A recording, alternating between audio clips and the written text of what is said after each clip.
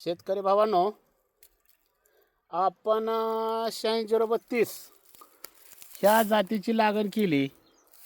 साधारण 4 महिन्याचा ऊस होता आला आहे. तर आता तुम्ही बघा ऊसाला फुटवं किती आहे, त्याला कलर कसा आहे आणि किती उंच गेला आहे. आज त्याला 1 2 3 4 1 2 3 4 कांड्या सुटायला लागल्या. त्या पेरेची साईज बघा काय आहे ती. तर ह्याला सुरुवातीला साधारण 30 पिशवी कोंबड खत टाकलं होतं. कोंबड खतावर 9-24-24 मॅग्नेशियम, अमोनियम, युरिया, मायक्रोन्यूट्रियनचे एक बकेट टाकले होते. इतका जबरदस्त रिझल्ट आला शेतकरी भाऊ. परत सुरुवातीला अर्धी पिशवी टाकली, परत एक पिशवीचा असाच एक डोस दिला. आता ह्याला थोडी माती लावून घेतली आणि माती लावून घेतल्यानंतर आता तुम्ही बघा आज ह्याच्या बुडातलं थोडं परत एकदा काल 40 पिशवी कोंबड खत टाकलंय. थोडं मटेरियल टाकलंय. जवळ दाखव बघा आता बुडवं कसंही झालं ते. आज बुडातला थोडा घाणगुण काचोळा काढून घेतला आहे.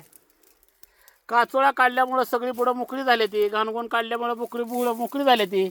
तर एका बेटाला साधारण 15-20 25 15-20 25 फुटवायचा शेतकरी भाऊ. आता काय झालं आहे की फोनचा जास्त त्रास, शेतकरी येणारे भेटायला दगदग, त्याच्यामुळे मी थोडं व्हिडिओ टाकायचं कमी केलं आहे.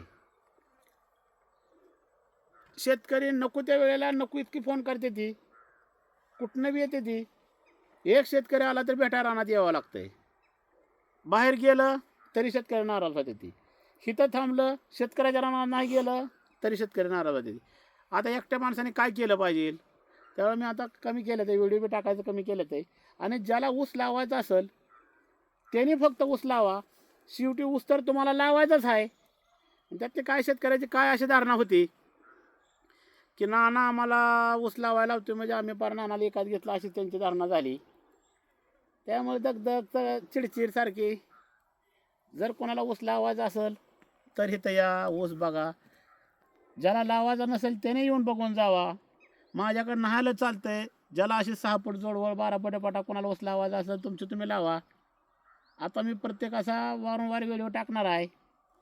पाणी बुडालाच द्यायचं, थोडंच का द्यायचं. ह्याच्यावर फवारण्या. आता बघा ह्याच्यावर एक नॅनो बूस्टर म्हणून एक डबी होती कॅप्सूलची, त्याचा पण चांगला जबरदस्त रिझल्ट आला. परत मायक्रोन्यूटन रानड्याचं 13-40-13 कधी 12-61 ह्याच्या पण फवारण्या घेतल्या. तर हे असं वारंवार सारखं शेतकरी भाऊ चालू असतं. 10 दिवसाला 8 दिवसाला मी खालनं काय सोडत असतो, वरनं काय थोडं लागलं असं त्या गरजेनुसार देत असतो. साहजिक आता शेतकरी भाऊ इतकी जर ऊसाची संख्या असेल तर साहजिक ह्याला थोडा खायचा जोर द्यावा लागणार आहे. आता तुम्हीच बघा 25 ऊस जर एका बेटाला फुटलं तर 25-100, 15 ऊस फुटलं तर 15-60, 10 ऊस फुटलं तर 10-40, 1000 ऊसाची संख्या तयार होणार आहे. बघू आता ह्याला ताकद लावली, ह्याला मोठं केलं तर ऊस किती किलोचा भरतोय. मी सांगतो शेतकऱ्याला सहज 100 टन ऊस निघू शकतो. 12 महिने जर गावलं तर सहज 100 टन निघू शकतो. आडसाले असेल तर 150 टन निघू शकतो. पण त्याला ताकद बी तेवढीच द्यावं लागते. मी शेतकऱ्याला ऊस लावा म्हणून सांगतोय. काय शेतकरी कुठं युरिया आणून टाकते ती, कुठं पिशवीतलं 10-20 2-2 किलो सोडते ती. कोण म्हणतं माझ्याकडे भांडवलच नाही, कोण म्हणतं माझ्याकडे पैसेच नाही, कोणाचं ऊस असंच खात्यात आहे. आता आपण त्याला कुठं फिरत बसणार आहे, कुठं त्या लोकांना हे करणार आहे. तर करत असताना तुम्हाला मी एक चांगलं विजन दिलं आहे. असं बी तुम्ही ऊस लावतच असता. 30-40 हजार रुपये खर्च एकराला करतच असता. बेनं 7,000-6,000 रुपये लावतच असता. कांडी लावली तर 2-2 गुंठ टाकतच असता. असा 25-30 हजार रुपये तुम्ही एक पर्यावर ऊस लावाय खर्च करतच असता. मी तुम्हाला कमी पाण्यात ऊस लावायला सांगतोय, कमी खतात ऊस लावायला सांगतोय. कमी खर्चात. ह्याला खुरपानाचा खर्च नाही, ह्याला नांगरटीचा कमी खर्च आहे, सरी सोडण्याचा खर्च नाही, तर नाशक मारावं लागत नाही. बघा ह्या ऊसाला पहिल्यापासून अजून ह्याला खुरपानच केलं नाही शेतकरी भाऊ. का केलं नाही तर तुम्ही बघा इकडे दाखव पुढं.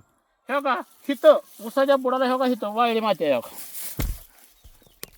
गवत नाही आल्यावर औषध तणनाशक मारायची गरज आहे का शेतकरी भाऊ. आज जर सगळी थाप दाखवा बघा पहिला ऊस होता त्यात काय ज्या चुका माझ्या झाल्या होत्या जपड तसंच ऊस दाखव बघा तुम्ही जाता ऊसाची संख्या बघा जपड ऊसा आडवा ऊसा त्याचे ऊसा असं फिरव घ्या असा ए याला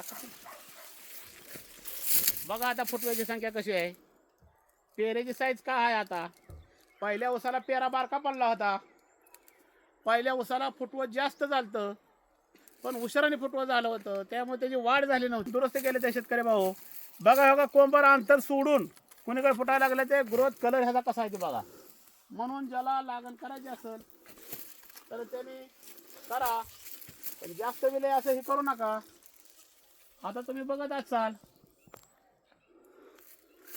लहानपणापासून इथं शेतकरी बांधव येऊन गेले ती आणि अजून 1-2 महिन्यांनी ही ऊस बघा या ऊस कुठं जातो ह्याचा शेंडा कुठं जातो ते तुम्हाला दिसेल जय बाळूमामा जय मनोहर मामा जय श्रीराम